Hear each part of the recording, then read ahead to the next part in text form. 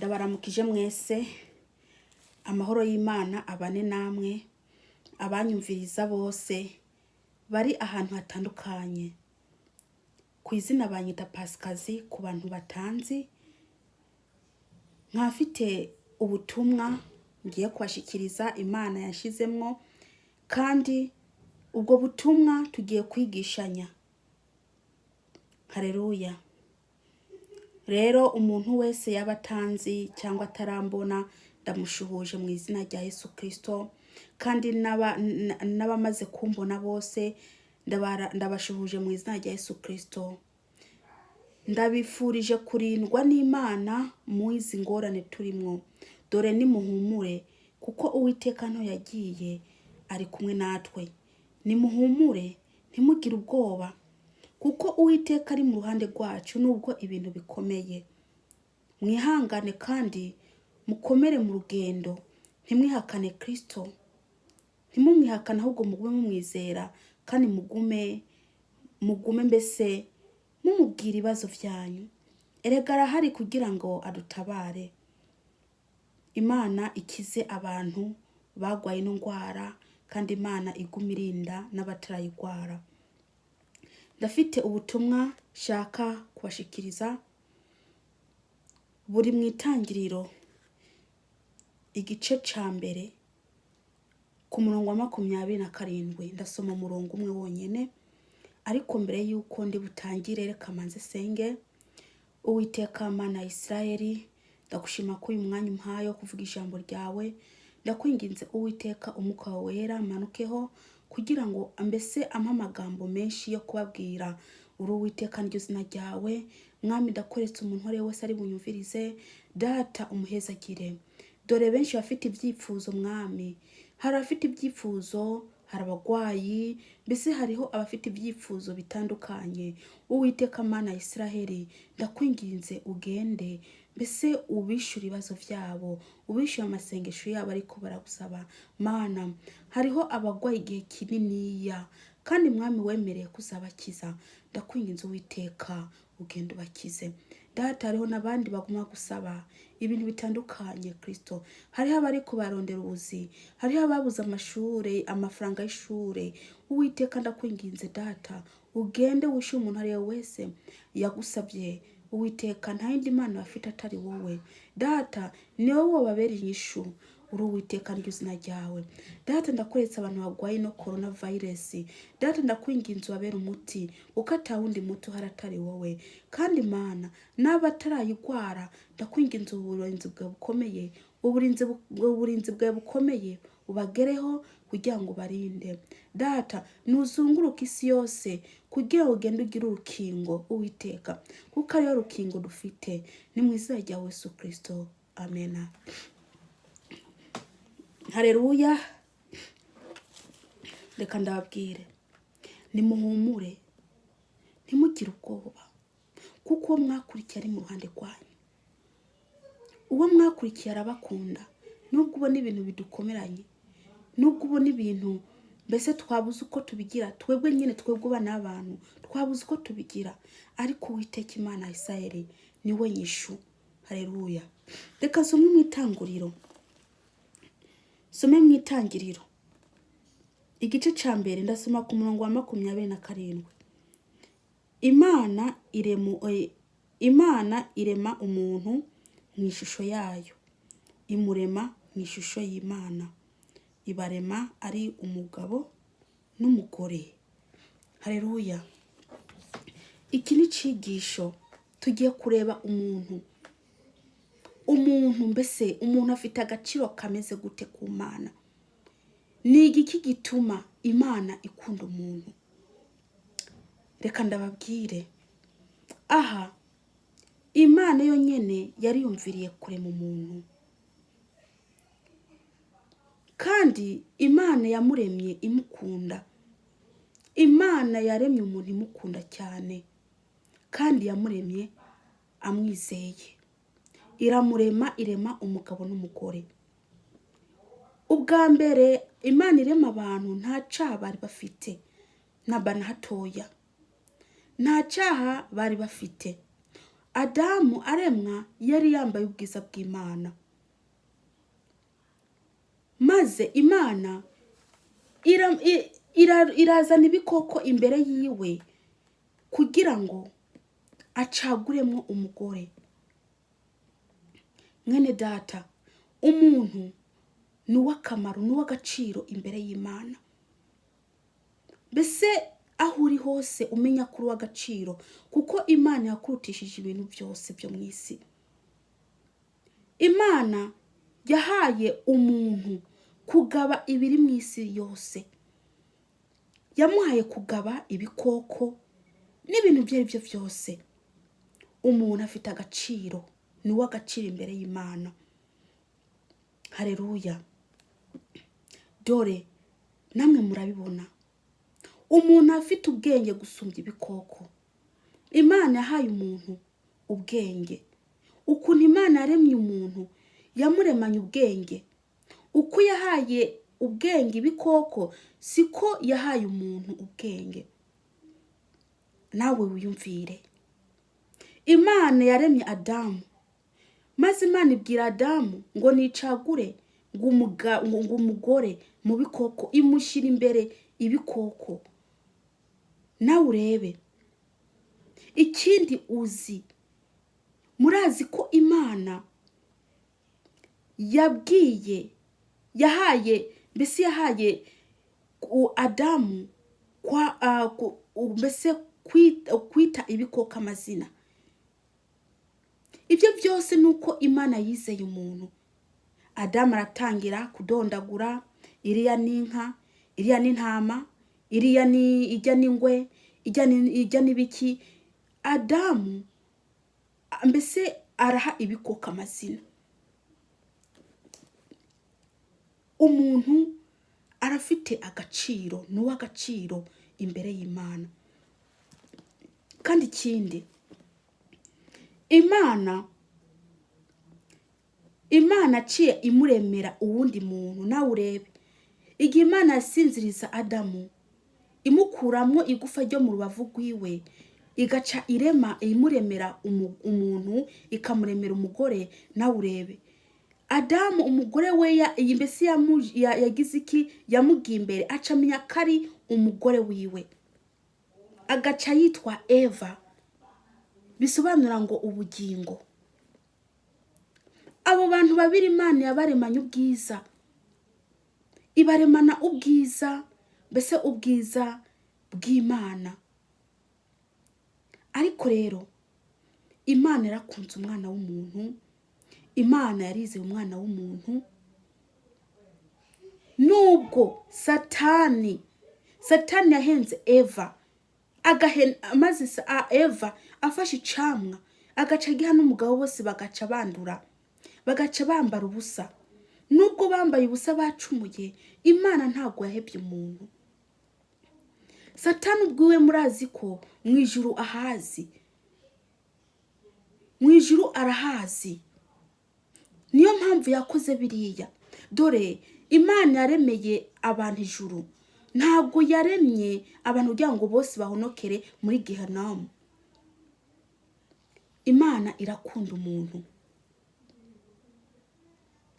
Haleluya. Satani yarebye areba ati, bano bantu, ati ko ngewe banshize hasi, kandi umuntu akaba yaremwe mu ishusho y'Imana, kandi Imana ikaba yarabaremeye ijuru. Ati reka ndondere ukuntu natuma abana b'abantu bakora ibyaha, kuko Imana yanka icyaha.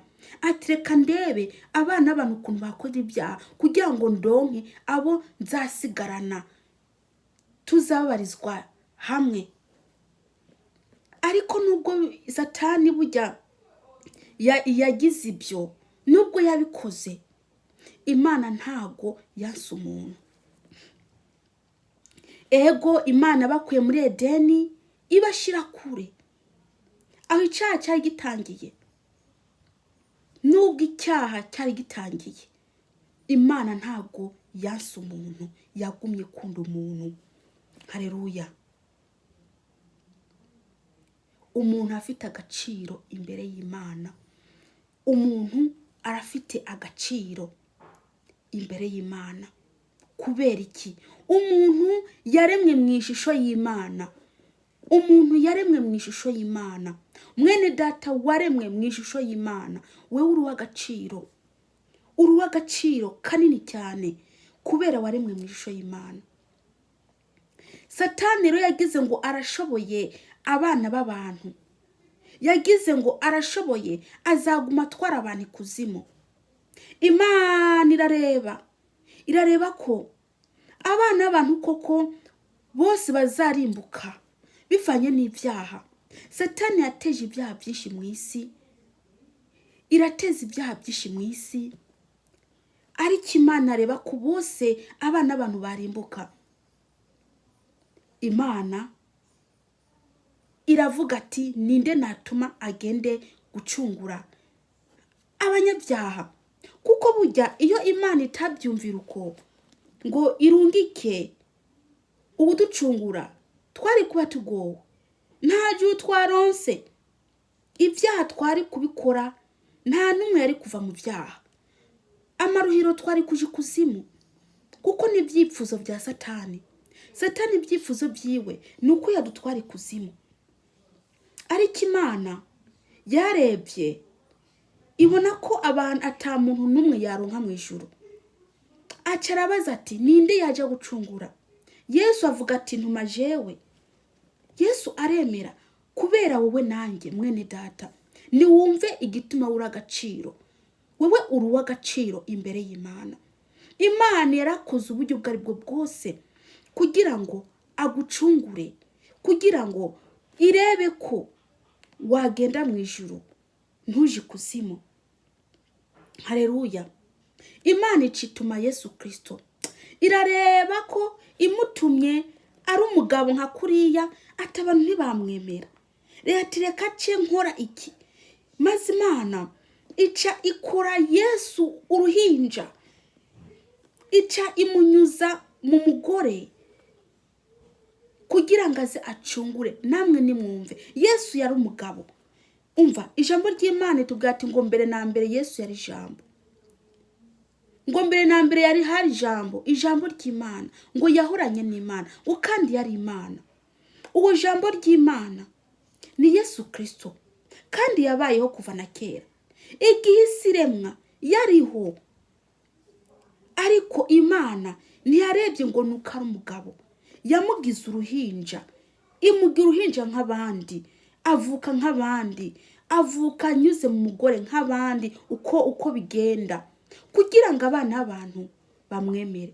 Nubwo yadukuriye nubwo yakuriye mu bana b'abantu, hari abamwihakanye, hari abamwemeye, ariko ni kugira ngo jewe nawe turonka agakiza. Ni wumva urukundo Imana yadukunze twebwe bari mu isi.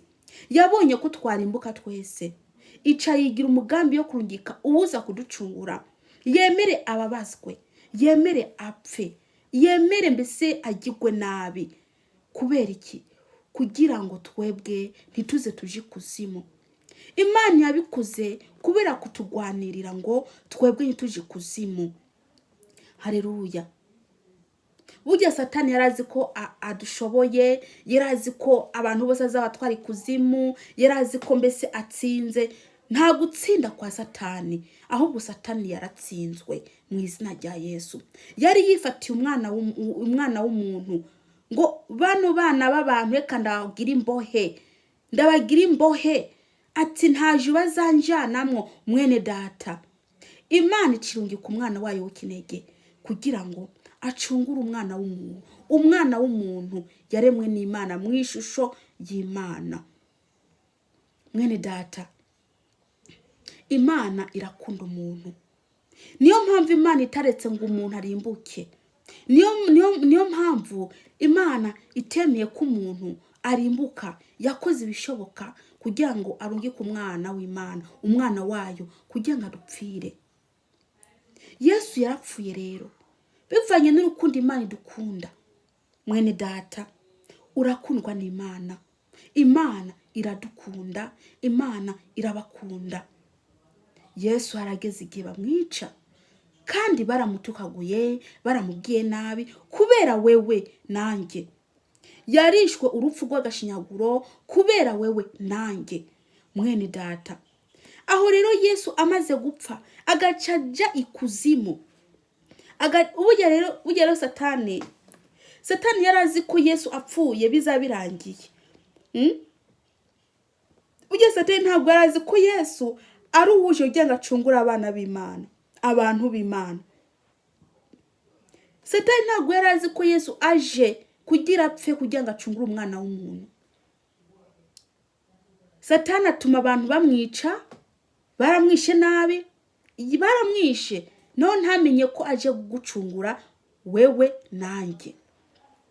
Kandi rero Satani abonye ko Yesu apfuye, yarazi ko amushoboye. Gaturapfuye, aturansanze hano, ntamenye imipango.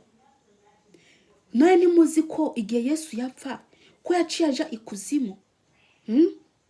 Yaragiye ikuzimu, arafata Satani, aramubohera ikuzimu, kandi n'abera bari bafungiwe ikuzimu Yesu yarabafunguje. Rero Satani yari yigize ngangari ngo ndamushoboye, ngaraje no ngo ntazahava, ngo nzaca ndamufatira ikuzimu. Satani nta bushobozi afite bwo gufata Yesu, nta bushobozi afite, kuko Yesu cyo yari afite imbaraga. Igihe apfa akaje ikuzimu, yari afite ikimujanye.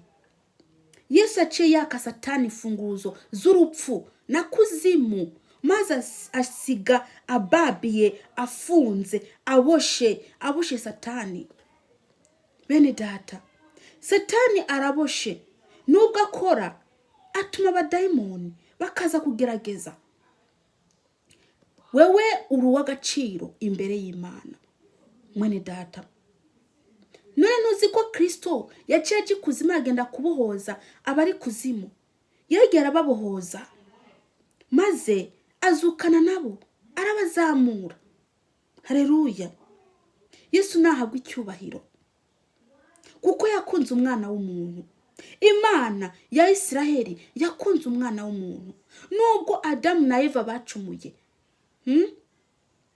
iyo Yesu ataza kuducungura, nta numwe ari kuronka ijuru, nta numwe ari kuronka ijuru. Ariko Yesu yarabirangije. Igihe yapfira ku musaraba byari birangiye, ngo birarangiye ibyo kubacungura, kandi byari birangiye ibyo kuducungura, kuko Yesu yarakoze akazi kamuzanye mu isi ko gucungura wewe, mwene data. Yesu aragukunda, Uwiteka aragukunda. Ntabwo yaretse ngo upfire mu byaha, ntabwo yaretse ngo uje kuzimu nk'uko Satani yari yabipanze. Imigambi ya Satani yarapfuye. Nta mugambi afite ku mwana w'umuntu, nta bubasha afite ku mwana w'umuntu, kuko umwana w'umuntu yaremwe n'Imana mu ishusho yayo. Burya igihe Adamu na Eva bacumura, ubwiza bw'Imana bukabavaho, bari basigaranye iki? Ubugingo gusa, ubugingo n'inyama, ubugingo n'umubiri. Umubiri uzapfa ukabora, n'ubugingo buzaje mu bice y'ikuzimu. Ariko Satani yarazi ko yatwifatiye. Satani yarazi ko yatwifatiye. Satani yarazi ko yadushoboye. Namba na hatoya. Uwiteka ntabwo yarasinze uko yarabibona. Yarabibona ibije byose arabibona. Ati uyu mudayimati Satani nayireka, ati abantu banjye bose bazahera ikuzimu. Kuko igihe Satani yamanurwa, akamanurwa ku isi, ugerageje gukora ikintu cyo gufata abantu, akabakoresha uburetwa, akabakoresha mbese akabakoresha nabi, kugira ngo bose mbese amaherezo baje mu muriro. Ariko Uwiteka yarakunze umwana w'umuntu. Erega n'uburi niwe yaturemye, yaturemye mu ishusho yayo. Erega mwene data usa n'Imana. Wowe utigeze wihindura ngo ufate ibintu madikeho. Usa n'Imana. Aho hose usa n'Imana. Imana yakuremye mu ishusho yayo. Mwene data, ubwira mugenzi wawe ngo uri uw'agaciro. Uri uw'agaciro kanini cyane, kuko waremwe mu ishusho y'Imana, kuko Imana iragukunda. Haleluya! ndabakunda bene data miko muranyumviriza, ngewe ndarangirije ngaha. Ubu uramenye uwo uri wewe uri uw'agaciro imbere y'Imana, kandi nongereho agaciro kanini kuko waremwe mu ishusho y'Uwiteka. Nunezerwe wewe rero, wibuke ko iyo Imana ari gushaka yari gushiraho umurizo nk'uw'ibikoko, ariko nawe yagushizeho kwera waremwe mu ishusho yayo. Iyo yagushaka yari kugira mbese ibintu biteye isoni nk'imbwa, inka, ibikoko, ariko yakugize umuntu kubera yakuremye mu ishusho yayo. Haleluya. Yesu nabahezagire rero, mumenye ko muri ab'agaciro kandi mwaremwe mu ishusho y'Imana. Yesu nabahezagire kandi arabakunda. Yesu arabakunda, ariko ico yanka ni icaha. Yesu yanka icaha byonyene, kuko icaha niyo nyanduruko y'urupfu. Icaha niyo nyanduruko y'urupfu. Icaha gituma ubugingo bupfa gute? Ubugingo buji kuzimu, ntago ubona Imana nk'uko Imana yari yaradupangiye. Rero musenge cyane, kandi mwene data ntuze wibagire gusaba iherezo ryiza. Gutangira neza siko kurangiza neza, ariko cyiza, ibintu byiza ni ugusaba iherezo ryiza, kuko iherezo niryo rikomeye cyane. Nusaba iherezo ryiza kuko utazi igihe n'umunsi uzapfiraho. Nusaba iherezo ryiza, kandi ijambo ry'Imana katubwiye iti ngo ni mwami mwiteguye kuko mutazi umunsi n'isaha. Haleluya. Yesu abahezagire. Reka ndangize shima. Uwiteka Mana ya Isirayeli, ndagushima kuri ijambo duhaye. Ndakwinginze Uwiteka gucyubahiro kuko atayindi Mana iri atari wewe. Mana ndakwinginze rino jambo rigire ku bantu bawe maze ribafashe, ni mu izina rya Yesu Kristo. Amen. Yesu nabagiye neza